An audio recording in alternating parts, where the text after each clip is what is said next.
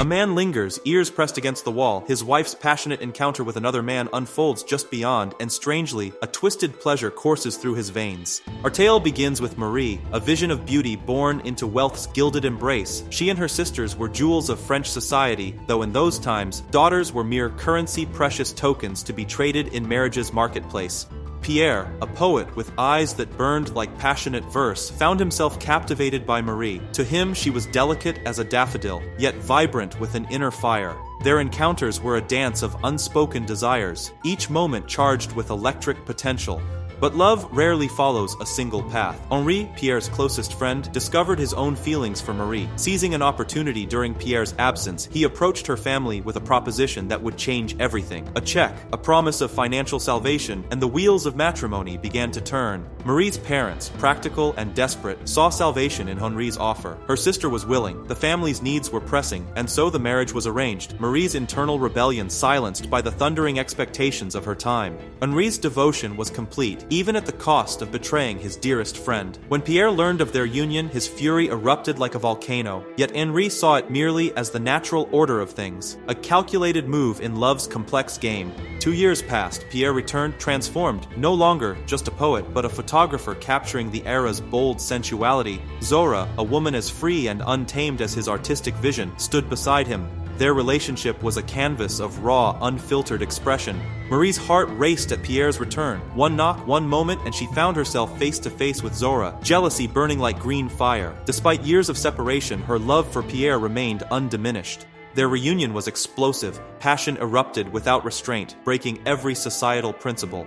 Marie emerged changed, from a subdued wife to a woman awakened. Pierre's letters became her sanctuary, their past intimacies a constant whisper in her mind. Obsession took root. Marie begged Pierre to photograph her, to capture her transformation, from fully clothed to achingly vulnerable, from modest to passionate, each frame a testament to her inner revolution. Black and white photographs became their intimate language, silent witnesses to a love that defied every convention. The photographs were more than mere images. They were Marie's liberation captured in silver and light. Pierre reveled in his artistry, their relationship a complex tapestry woven from threads of passion and transgression. To them, their affair wasn't a betrayal, but a sublime expression of love and artistic freedom. Boldness became their shared language. One seemingly ordinary afternoon, Pierre visited Henri's home, a wolf entering a lamb's domain. His performance was masterful, feigning unfamiliarity with Marie while simultaneously communicating volumes through stolen glances and subtle touches. Beneath Henri's unsuspecting gaze, Marie and Pierre orchestrated their dangerous dance, a casual mention of photography, a deliberate brush of fingers, a passionate, fleeting kiss that lasted mere moments but echoed with unspoken promises. The wedding photographs told a different story. Smiling faces surrounded Marie, yet her expression betrayed a deep, unresolved reluctance. While Henri innocently examined the photographs, Pierre's hand traced Marie's finger, a secret language of intimacy Henri would never comprehend. Marie was transforming. No longer a passive commodity to be traded in marriage's marketplace, she was becoming a woman of art, of passion, of unbridled desire. Pierre's world was a labyrinth of sensual exploration. His camera was both weapon and canvas. Young women street vendors, strangers, willing models were drawn into his intricate web of artistic seduction. Each photograph was a conquest, each session a ritual of exposure and vulnerability. Zohar, his primary muse, embodied this world of uninhibited expression, bold, moving between Pierre and his companions with a feline grace that defied conventional morality. When Marie unexpectedly invaded Pierre's secret sanctuary, she discovered a realm far more complex and provocative than her romantic illusions. A half-naked Zohar, intertwined with Pierre and his companions, represented a world Marie was only beginning to understand, a universe where art, sexuality, and human desire merged into a single, breathtaking landscape. Confronted with Zohar's raw sensuality, Marie felt diminished, a pale imitation of this bold, uninhibited woman. Yet her response was not anger, but a strange, complex mixture of jealousy and fascination. The upcoming ball became a battlefield of unspoken tensions. Pierre, brazen and unapologetic, arrived with Zohar, a living artwork that drew every eye. Marie's world crumbled, her emotions a turbulent storm threatening to consume her from within. As she attempted to flee, Henri's firm hand intercepted her escape, his touch laden with suspicion. Their journey home was a silent symphony of unspoken accusations. Henri's gentle hair brushing a ritual of intimacy felt like a farewell. The moment he discovered Marie's hidden drawer, filled with naked photographs and passionate love letters, was a moment of devastating revelation. Love, Henri realized, was not a guarantee of fidelity. Despite his deep devotion to Marie, he found himself powerless against the tsunami of her passion for Pierre. His choice was brutal in its simplicity: pretend ignorance or lose her completely. The affair intensified. Marie's possessiveness grew like a consuming flame, burning away her previous self. Her breakdown was inevitable, a volcanic eruption of emotions. She could not bear the thought of sharing Pierre, particularly with Zohar. Pierre's solution was clinical. He offered Zohar money to vanish, to erase herself from their intricate narrative. Her pleas fell on deaf ears, a testament to the cold calculation beneath his artistic persona. What followed was unexpected. Instead of a violent confrontation, Marie approached Zohar with something deeper understanding. Recognizing the vulnerability of a woman alone, she offered Zohar shelter, a room, a temporary sanctuary. But desire rarely follows predictable paths. Zohar's touch awakened something primal in Marie, a bisexual awakening that transcended her previous understanding of passion. Their physical encounter was less a battle and more a revelation, a dance of discovery that blurred the lines between rivalry and intimate connection. With Zohar's departure, Pierre's devotion to Marie became absolute. Marie basked in a newfound freedom, unburdened by societal constraints, experiencing a joy she had never known. Henri watched, a silent observer to this transformation. He understood now that this was no mere dalliance. This was a love that defied conventional boundaries. Recognizing the futility of persuading Marie, he made a calculated decision. He would confront Pierre, hoping to leverage their friendship as a last, desperate attempt to salvage something from this emotional maelstrom.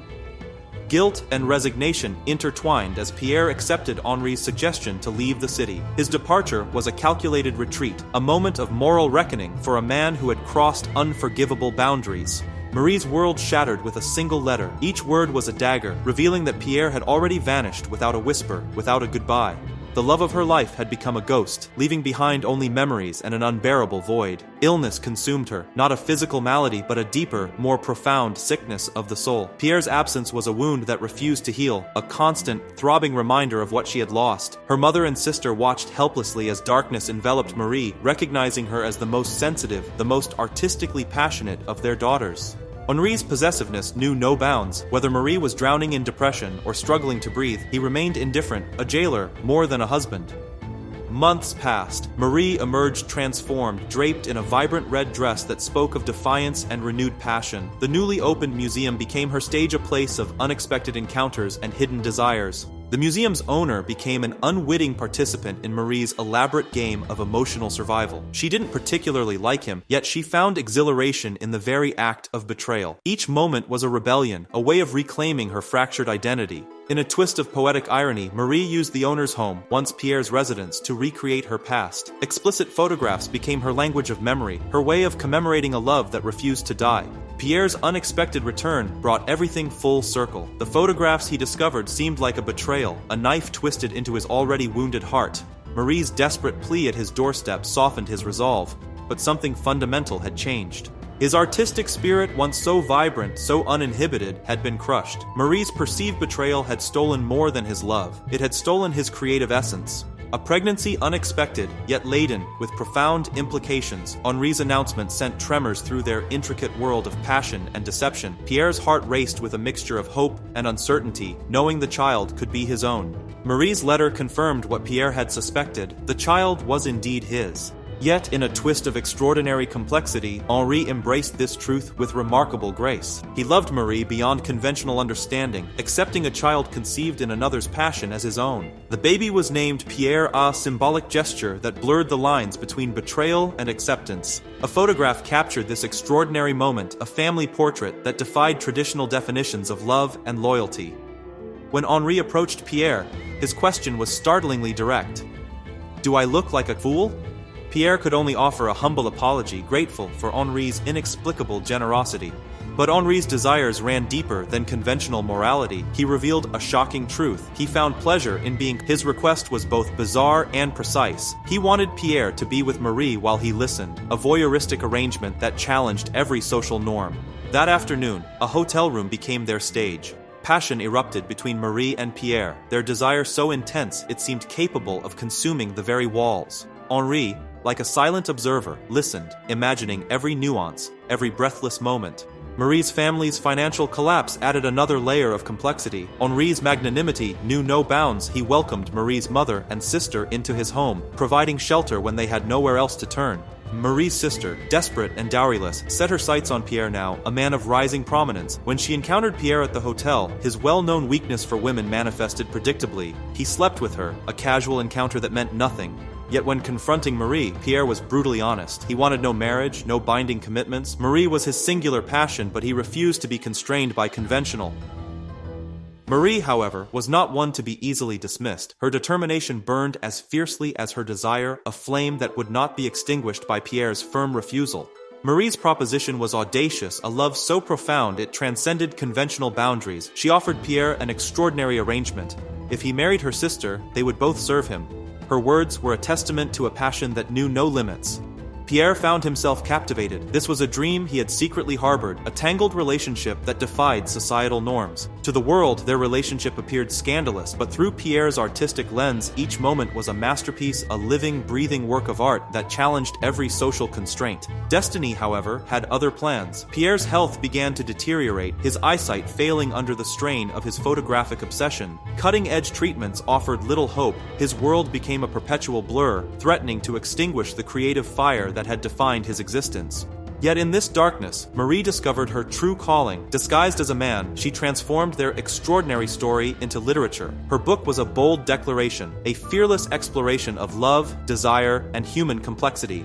When the book hit the shelves, it created a literary earthquake. Readers were stunned to discover that this provocative narrative, seemingly written by an experienced male author, was actually the work of a young woman. The head editor was so impressed that he sought a more personal connection with Marie, but she remained uninterested. Marie's philosophy was simple, yet profound. Life's pure pleasures are fleeting. Few have the courage to choose their own path, and even fewer experience its true joy. She and Pierre embodied this philosophy, collecting intimate moments like precious artifacts, challenging societal constraints with every breath. What made their story truly remarkable was its authenticity. These were not mere fictional characters, but real people documented through photographs and letters, a living testament to a love that refused to be contained by conventional morality. Marie's love for Pierre was both courageous and innocent. She was willing to sacrifice everything, to reshape her entire existence around her passion. Where Pierre collected women like stamps, Marie's devotion was pure and absolute. Their story was more than a tale of passion, it was a rebellion against societal expectations, a celebration of human complexity, and a testament to the transformative power of unbridled love.